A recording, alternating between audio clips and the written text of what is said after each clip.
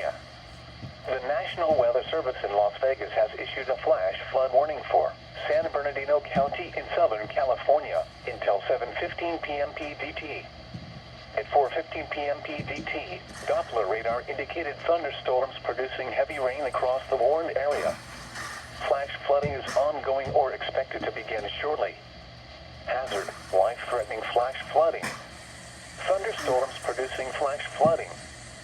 Source: radar. Impact: life-threatening flash flooding of low water crossings, creeks, normally dry washes and roads. Some locations that will experience flash flooding include Needles, Highway 95 and I-40.